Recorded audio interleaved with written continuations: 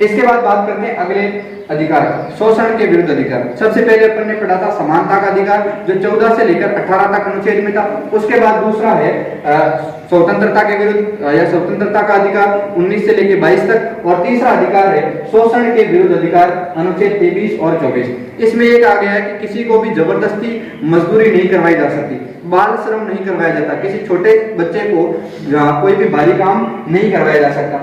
अनुच्छेद 23 जो है 23(1) उसमें लिखा गया है कि मानव का दुर्व्यापार और बलात् श्रम तथा बेगार जो है वो निषेध है। सबसे पहली बात करते हैं दुर्व्यापार की। तो किसी भी मानव का दुर्व्यापार यानी कि मानव को बेचना, किसी आदमी को काम के लिए किसी दूसरे को बेच दिया जाए, ये कार्य भी गैर कानूनी है या नहीं किया जा सकता। दूसरा बलात् श्रम यानी किसी से जबरदस्ती काम करवाना, भाई किसी को पकड़ के लाए और किसी मील के अंदर डाल दिया कि तुझे काम करना पड़ेगा, बाहर नहीं निकलने दिया जाएगा, तो ये क्या होता है, बलात् श्रम। और तीसरा होता है बेगार। बेगार का मतलब होता है बिना किसी को पैसे दिए उससे काम करवाना। अगर आप किसी को मजदूरी नहीं दे रहे हो और उससे काम करवाते हो तो उसको बोलते हैं बेगार। तो ये तीन चीजें करना अपराध है। उसके बाद बात करते हैं मानव के दुर्व्यापार की। तो इसका मतलब है मानव की खरीद फरोख्त यानी मानव की तस्करी, जिसमें दास दासी बनाना ये भी गलत है। वेश्यावृत्ति का कार्य करवाना और अनैतिक कार्य करवाना, ये सभी इसमें शामिल है मानव के दुर्व्यापार में यानी मानव को बेचने में। उसके बाद दूसरा, इसका रोकथाम के लिए अनैतिक दुर्व्यवहार निवारण अधिनियम 1956 बना। तो ये क्वेश्चन पूछा जा सकता है कि अनैतिक दुर्व्यापार निवारण अधिनियम कब बना, 1956 के अंदर बना। उसके बाद दूसरा जो है वो शब्द था बलात् श्रम। बलात् श्रम का मतलब होता है किसी व्यक्ति की इच्छा के विरुद्ध उससे जबरदस्ती कार्य करवाना यानी बलपूर्वक किसी से काम करवाना बलात् श्रम होता है। बेगार का मतलब होता है बिना पारिश्रमिक, बिना मजदूरी, बिना मेहनताना दिया उससे काम करवाना। उसके बाद एक शब्द है हली प्रथा, सागरी प्रथा या बंधुआ मजदूरी। बंधुआ मजदूरी या हली प्रथा या सागरी प्रथा का मतलब होता है जैसे किसी को कुछ पैसे दिए और वो उन पैसों को वापस लौटा नहीं पा रहा है तो उसको परमानेंट मजदूरी के लिए घर पे रख लिया जाता है, यानी उसको बोलते हैं कि ये अपना क्या है, ये अपना हली है। हली का मतलब होता है कि अब सारे के सारे काम उसके जो भी है वो करेगा और उसके काम करने के उपलक्ष्य में या उसके काम करने के बाद में जो वो काम कर रहा है उसके हिसाब से धीरे धीरे उसके पैसों में कटौती कर दी जाएगी, यानी उसको सैलरी नहीं देगी और उस सैलरी की जगह उसने जो पैसे उधार लिए हैं उन पैसों की धीरे धीरे कटौती की जाती है। इसको बोलते हैं बंधुआ मजदूरी। इनमें भी जबरदस्ती काम करवाया जाता है, तो ये भी कानूनी रूप से अपराध है। उसके बाद न्यूनतम मजदूरी यानी पारिश्रमिक से कम वेतन मिलना। अगर किसी की न्यूनतम मजदूरी, जैसे मान लो एक रेट चल रही हो फिक्स, उस रेट से कम रेट पर जबरदस्ती किसी से काम करवाना, वो भी क्या है, पारिश्रमिक वेतन कम देना, ये भी अपराध है, यानी ये भी काम करना मना है। और ये कौन सा अनुच्छेद कहता है, अनुच्छेद 23। इसमें न्यूनतम मजदूरी अधिनियम 1948 में बना, समान पारिश्रमिक अधिनियम 1976 में बना और बंधुआ मजदूरी को रोकथाम करने के लिए 1976 में बना। इसमें ध्यान ये रखना कि समान पारिश्रमिक का मतलब है कि एक महिला और पुरुष अगर दो कहीं पर काम करने जाते हैं तो हमेशा आमतौर पर देखा जाता है कि पुरुषों को पूरा वेतन मिलता है जबकि महिलाओं के वेतन में थोड़ी सी कमी होती है। जैसे कई महिलाएं और पुरुष दोनों मजदूरी करने जाते हैं, पुरुष को अगर 500 रुपए मिलते हैं तो महिलाओं को 400 या 300 रुपए दिए जाते हैं। तो ये समान पारिश्रमिक देने का मतलब है कि दोनों को समान अगर कार्य कर रहे हैं तो दोनों को समान वेतन मिलेगा समान कार्य के लिए। उसके बाद बात करते हैं अनुच्छेद 23(2) की। इसमें यदि सरकार सार्वजनिक उद्देश्य से यदि कोई सेवा अधिरोपित करती है तो उसे बलात् श्रम नहीं माना जाएगा। यानी अगर सरकार कोई काम करवाती है सार्वजनिक उद्देश्य से जो सभी के लिए काम आए तो उसको बलात् श्रम नहीं माना जाएगा, उसको केवल और केवल सार्वजनिक कार्य माना जाएगा, यानी सरकार काम करवा सकती है। अब बात करते हैं बाल श्रम की।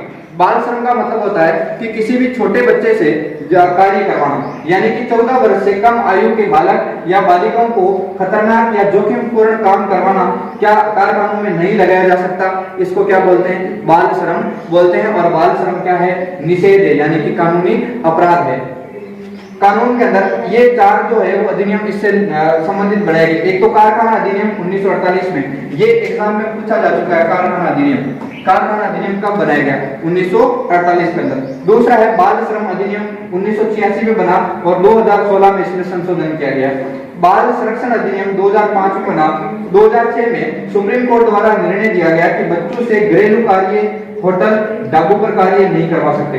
यानी कि जो बच्चे होते हैं उनसे घर के काम नहीं करवा सकते, होटल या ढाबे पर काम नहीं करवा सकते। इसका मतलब अगर घर वाले आपसे कोई काम करवाते हैं तो आप अपने घर वालों को मना कर सकते हो कि हमारा संविधान हमें कहता है कि आप घरेलू कार्य नहीं कर सकते। ठीक है, तो उसके बाद बात करते हैं अंतिम कि कौन कौन से अनुच्छेद ऐसे हैं जिनका उल्लंघन होने पर दंडनीय अपराध माना जाएगा। अनुच्छेद 17 जिसको अस्पृश्यता का अंत कहते हैं, यानी कि छुआछूत का अंत। अगर कोई भी व्यक्ति छुआछूत करता है तो उसको कानूनी रूप से अपराध माना जाएगा, दंडनीय अपराध है। दूसरा 23वां अनुच्छेद जिसमें अभी अपन ने चर्चा करी थी, बेगार प्रथा वाली, बलात् श्रम वाली, यानी जबरदस्ती किसी से काम नहीं करवाया जा सकता, अनुच्छेद 23। अनुच्छेद 24 जो है यानी छोटे बच्चों को 14 वर्ष से कम आयु के बच्चों को जोखिम पूर्ण कार्य नहीं करवा सकते, ये भी क्या है कानूनी अधिकार। अपन ने अभी तक पढ़ा है अनुच्छेद 14 से 18 समानता का अधिकार, ये पूरे पढ़ लिए। फिर अपन ने 19 से 22 तक स्वतंत्रता का अधिकार पढ़ा। अभी अपन ने 23 और 24 जो है शोषण के विरुद्ध अधिकार पढ़ लिए। अगले वीडियो में अपन चर्चा करेंगे अनुच्छेद 25 से लेकर 28 तक, यानी कि धार्मिक स्वतंत्रता का अधिकार है। धार्मिक स्वतंत्रता का अधिकार, धार्मिक स्वतंत्रता का जो अधिकार है यह अनुच्छेद 25 से लेकर अनुच्छेद 28 तक आता है। इसमें धर्म से संबंधित है कि धार्मिक कार्य किए जा सकते हैं, धार्मिक सभाएं रखी जा सकती है, धार्मिक जो शिक्षा है उसको प्रदान करने के लिए मदरसे वगैरह जो है इनकी स्थापना की जा सकती है। सरकारी जो विद्यालय होते हैं उनमें कोई भी धार्मिक शिक्षा नहीं दी जाएगी। ये 25 से लेकर 28 तक पूरा है। अब इसको एकदम विस्तार से अध्ययन करते हैं स्टेप बाय स्टेप। सबसे पहले अनुच्छेद 25 की अगर बात करें तो ये अंत्यकरण की स्वतंत्रता से संबंधित है, यानी कोई भी व्यक्ति अपने धर्म को अंत्यकरित कर सकता है। अंत्यकरण का मतलब होता है कि धर्मांतरण करना, धर्म को चेंज कर देना। यानी जैसे कोई हिंदू धर्म का व्यक्ति है वो हिंदू धर्म छोड़कर अन्य कोई धर्म ग्रहण कर लेता है, या कोई अन्य धर्म का व्यक्ति जो है वो अपना धर्म छोड़कर हिंदू धर्म ग्रहण कर लेता है, उसको बोलते हैं धर्म अंत्यकरण, यानी अंत्यकरण की स्वतंत्रता है। आप अपनी इच्छा अनुसार किसी भी धर्म को मान सकते हो, किसी भी धर्म को ग्रहण कर सकते हो, किसी भी धर्म के अनुसार पूजा पाठ कर सकते हो, यानी किसी भी धर्म को अपनाने, उसके अनुसार आचरण करने और उसका प्रचार प्रसार करने की आपको स्वतंत्रता है। तो ये हो गया अनुच्छेद 25। उसके बाद बात करते हैं इसकी कि नॉट बलपूर्वक या जबरदस्ती किसी से भी धर्म परिवर्तन नहीं करवाया जा सकता, यानी जबरदस्ती कभी भी किसी भी व्यक्ति को किसी दूसरे धर्म को मानने के लिए बाध्य नहीं किया जा सकता। एक बात ध्यान रखना कि जैसे सिखों की जो कृपाण धारण करने की स्वतंत्रता है वो अनुच्छेद 25 में है। कई बार ये होता है कि जो भी धार्मिक चीजें होती है उनका प्रदर्शन नहीं किया जाता कहीं पर, लेकिन सिखों को कृपाण धारण करने की छूट होती है। कृपाण का मतलब होता है कड़ा, तो जो कड़ा पहनते हैं उसकी उनको क्या होती है, छूट होती है। तो सिखों को कृपाण धारण करने की स्वतंत्रता कौन से अनुच्छेद में है, अनुच्छेद 25 में। अगर कई बार सवाल पूछ लिया जाए कि हिंदू धर्म में कौन कौन शामिल होता है, तो ध्यान रहे हिंदू धर्म के अंदर हिंदू, जैन और बौद्ध ये और सिख, ये सब हिंदू धर्म में सम्मिलित होते हैं, यानी हिंदू, सिख, बौद्ध और जैन ये सभी हिंदू धर्म के अंदर सम्मिलित है, यह अनुच्छेद 25 कहता है।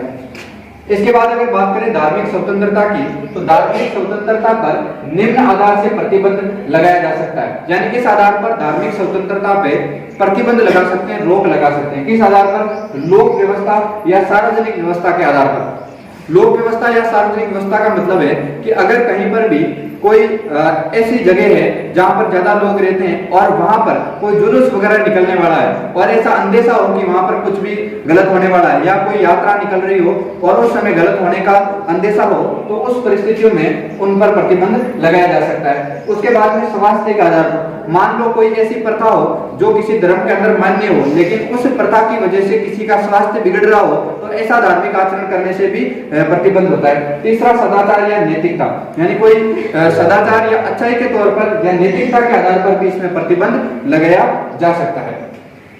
अब बात करते हैं संविधान में धर्म को परिभाषित कहाँ किया गया है। अगर ये पूछा जाए तो संविधान में धर्म की कहीं पर भी परिभाषा नहीं दी गई है, यानी पूरे संविधान में धर्म क्या होता है और धर्म को किस हिसाब से माना जाएगा या कौन सा धर्म होता है इसकी मान्यता कहीं पर भी नहीं है, कहीं पर भी किसी धर्म को परिभाषित नहीं किया गया।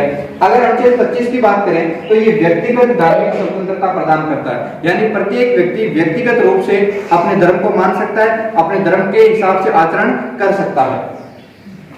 इसके बाद बात करते हैं अनुच्छेद 26 की, तो संस्थाएं हैं वो धार्मिक अधिकार से संबंधित है, और यह संगठन कोई भी ऐसा जो धार्मिक अधिकारों से संबंधित है, यानी आपको संस्थागत धार्मिक स्वतंत्रता की बात करता है। अनुच्छेद 25 जो है वो व्यक्तिगत धार्मिक स्वतंत्रता की बात करता है, और 26 जो है वो संस्थागत या संगठन के रूप में धार्मिक स्वतंत्रता की बात करता है। जैसे कोई धार्मिक संस्था की स्थापना कर सकता है, अगर किसी को चाहिए कि भाई मेरे धर्म की एक संस्था होनी चाहिए तो अपने धर्म की एक संस्था बना सकता है। धार्मिक कार्यों का प्रबंधन किया जा सकता है, मैनेजमेंट किया जा सकता है धार्मिक कार्यों के लिए, तो उसकी भी छूट है।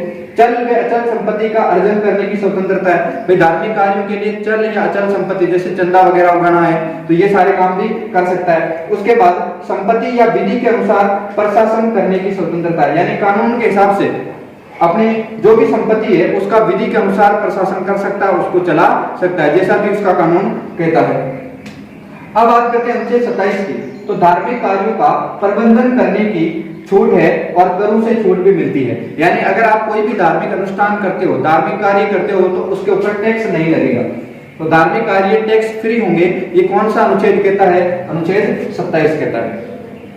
इसके बाद अंतिम बात करते हैं अनुच्छेद 28 की।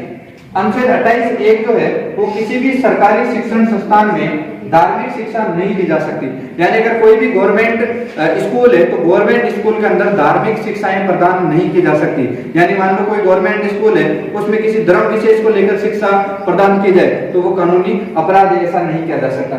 अनुच्छेद 28 दो है कि ट्रस्ट द्वारा संचालित जो शिक्षण संस्थान है उनमें धार्मिक शिक्षा दी जा सकती है, जैसे जो मदरसा वगैरह होते हैं उनके अंदर उनके धर्म की शिक्षा दी जा सकती है क्योंकि वो ट्रस्ट के द्वारा संचालित होते हैं, तो इसकी भी संविधान में छूट मिलती है। अब बात करते हैं शिक्षा और संस्कृति का अधिकार। पहले अपन ने समानता का अधिकार देखा, फिर स्वतंत्रता का, शोषण के विरुद्ध अधिकार, उसके बाद में शिक्षा और संस्कृति का अधिकार, धार्मिक स्वतंत्रता, फिर लास्ट है शिक्षा और संस्कृति। इसके बाद एक और अनुच्छेद होगा जिसमें अपन पढ़ेंगे संपत्ति का अधिकार। उससे पहले देखते हैं अनुच्छेद 29 और 30 में क्या है जो कि शिक्षा और संस्कृति से संबंधित है। सबसे पहले अनुच्छेद 29 और 30 में इसका उल्लेख मिलता है शिक्षा और संस्कृति का। ये अधिकार केवल भारतीय अल्पसंख्यकों को प्राप्त है। अल्पसंख्यक का मतलब जो संख्या में कम है, माइनॉरिटीज है, जैसे मुस्लिम है, तो इनके लिए ये अधिकार प्रदान किए गए। संविधान में अल्पसंख्यक को परिभाषित नहीं किया गया। एक बात ये भी ध्यान रखना कि संविधान में अल्पसंख्यक कौन होंगे इसकी परिभाषा कहीं पर भी नहीं दी गई है। अल्पसंख्यक का दर्जा दो आधार पर दिया जाता है, एक तो धर्म के आधार पर और एक भाषा के आधार पर। यानी किसी धर्म को मानने वाले लोग कम है तो उस धर्म के हिसाब से वो लोग क्या होंगे? अल्पसंख्यक। किसी भाषा को बोलने वाले लोग अगर कम है तो उस भाषा के हिसाब से वो लोग क्या होंगे? अल्पसंख्यक। जैसे हिंदी भाषा के लोग ज्यादा है तो हिंदी भाषा के लोग क्या हो जाएंगे? बहुसंख्यक। और अन्य कोई भाषा है उसके लोग कम है तो वो क्या हो जाएंगे? अल्पसंख्यक। अगर बात करें धर्म के हिसाब से तो हिंदू धर्म के लोग भारत के अंदर ज्यादा है तो हिंदू क्या हो गए? बहुसंख्यक। मुस्लिम लोग कम है तो मुस्लिम लोग क्या हो जाएंगे? अल्पसंख्यक हो जाएंगे। बस आज के लिए इतना ही, धन्यवाद।